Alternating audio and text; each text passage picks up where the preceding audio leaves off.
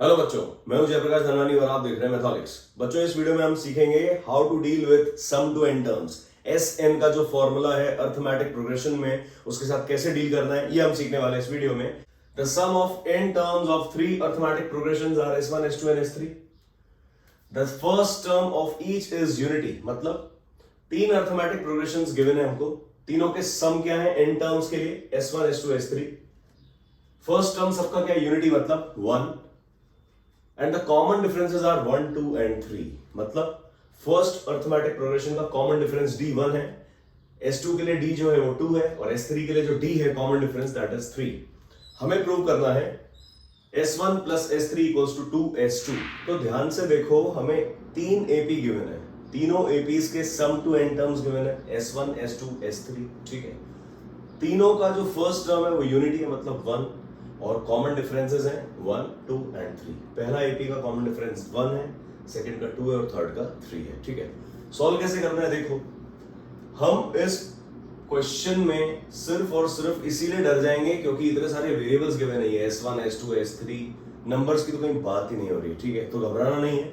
ये क्वेश्चन जितना आपको डिफिकल्ट लग रहा है उतना ही ज्यादा इजी है।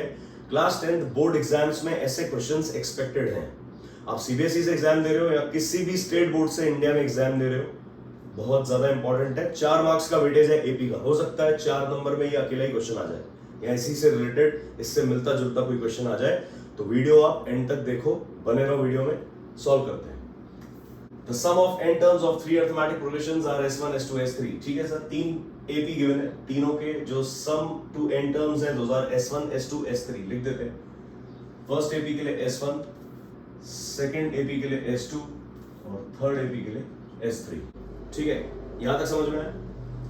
फर्स्ट टर्म सबका कितना है, the first term of each is unity. मतलब इसका जो फर्स्ट टर्म है that will be unity, a equals to 1। इसके लिए भी यूनिटी, मतलब a इक्वल्स टू 1। इसके लिए भी यूनिटी, मतलब a इक्वल्स टू 1।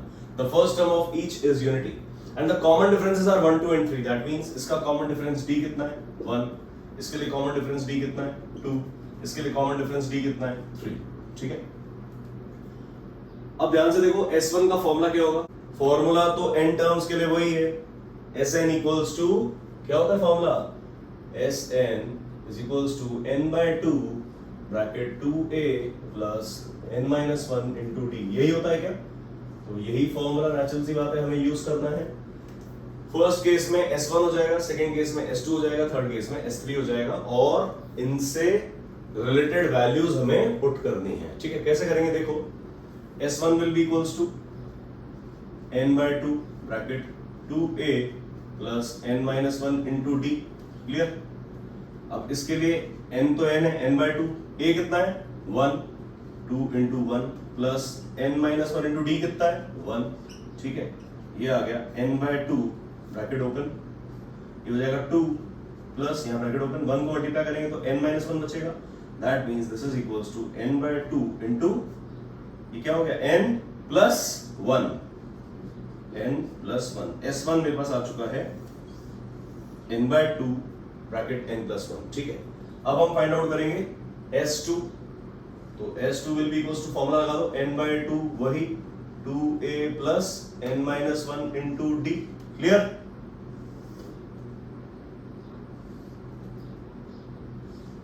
ठीक, n तो n ही है, सबके लिए n टर्म्स की बात हो रही है, तो n by 2 ब्रैकेट 2a मतलब 2 into 1, 2 into 1 plus n minus 1 into what, 2।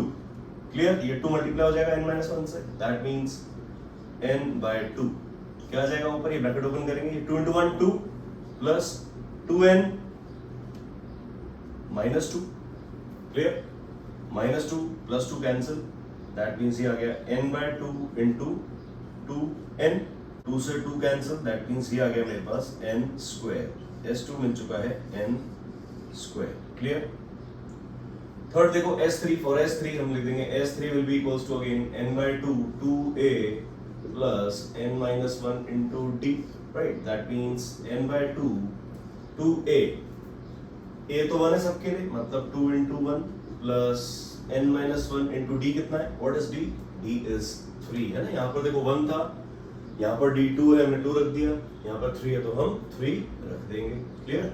That means this is what n by 2 bracket में क्या आ जाएगा बोलो 2 प्लस ये हो जाएगा 3n minus 3 that means n by 2 bracket में आ गया 3n minus 1 this is s3 clear है क्या राइट अब हमें क्या करना है बच्चों जो हमें प्रूव करना है s1 plus s3 equals to 2s2 उसमें कोई एक साइड ले लो आप s1 plus s3 ले लो लेफ्ट हैंड साइड है ना लेफ्ट हैंड साइड लेके उसको राइट हैंड साइड के इक्वल प्रूव करने की कोशिश करते हैं ठीक है सो लेफ्ट हैंड साइड क्या है हमारे लिए हम लिख देते हैं left hand side is equals to what s1 plus s3 let's put the values s1 और s3 की वैल्यूज पुट कर दो आप है ना s1 क्या है n by 2 bracket n plus 1 n by 2 bracket n plus 1 plus what is s3 n by 2 bracket 3n minus 1 n by 2 bracket 3n minus 1 यहां तक कोई डाउट हमने सिंपल वैल्यूज पुट करी है ना किसका एक s1 का वैल्यू ले लिया n by 2 into n plus 1 दूसरा s3 का वैल्यू ले लिया n by 2 into 3n minus 1 clear now ध्यान से देखो क्या एलसीएम 2 ले सकते हैं क्या ठीक है इसके नीचे भी 2 है मतलब कंप्लीट टर्म के नीचे 2 ही है राइट यहाँ पर भी n by 2 है और ये मल्टीप्लाई हो रहा है मतलब ये 2 जो है वो कंप्लीट इस टर्म के नीचे है मतलब एलसीएम हम 2 ले सकते हैं ऊपर क्या आ जाएगा n into n plus 1 plus n into 3n minus 1 yes or no yes sir ठीक है नाउ नीचे तो 2 ही रहेगा ऊपर ब्रैकेट्स ओपन n जो है दोनों से मल्टीप्लाई होगा ये n जो है ये भी दोनों से मल्टीप्लाई होगा ठीक है n into n square plus n into 1 n plus n into 3n square n into minus 1 plus n cancel हो रहा है क्या yes sir n square plus 3n square क्या बनेगा 4n square by 2 2 से ये 4 कैंसिल हो जाएगा ऐसे नहीं 2 से ये स्क्वायर कैंसिल कर दो भाई ध्यान रखना थोड़ा ना छोटी छोटी बातें गड़बड़ करा देती हैं कई बार 2 1 जा and 2 2 जा 4 that is equals to 2n square तो लेफ्ट हैंड साइड मेरे पास आ गया है 2n square राइट सो ये क्या लिखा है S2 is n square तो n square की जगह हम S2 लिख सकते हैं that means this is equals to 2 S2 that is equals to right hand side it implies n square was what ये जो n square था बच्चों 2n square में जो n square है n square is ध्यान से देखो this is S2 तो n square की जगह हमने S2 पुट कर दिया और 2S2 क्या है जो हमें राइट हैंड साइड प्रूव करना था that means left hand side is equals to right hand side इस तरीके से आपको प्रूव करना है और लास्ट में लिखना जरूर है hence proved ठीक है तो बताओ मुझे कहां इस क्वेश्चन में कुछ डिफिकल्टी थी ठीक है मुश्किल सवाल सिर्फ तब तक है जब तक आप कॉन्सेप्ट्स को अलग अलग करके लिखना ना सीखो देखो हमने क्या किया जब गिवन था ना डेटा को लिख दिया जो भी मतलब लैंग्वेज फॉर्म में था ना उसको हमने नोट करके लिख दिया शॉर्ट फॉर्म में ठीक है मैं हर लेक्चर में आपको यही बात बोलता हूं कि शॉर्ट नोट्स बनाना सीखो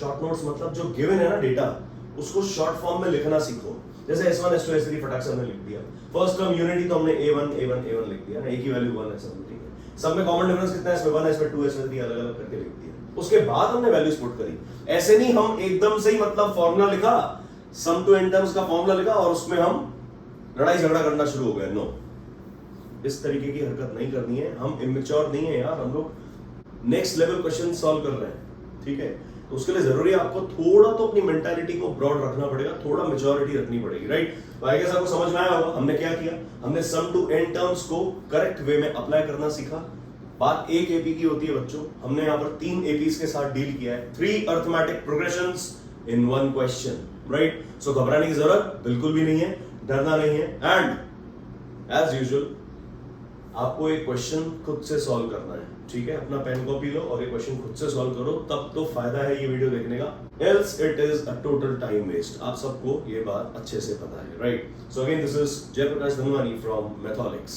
कीप लर्निंग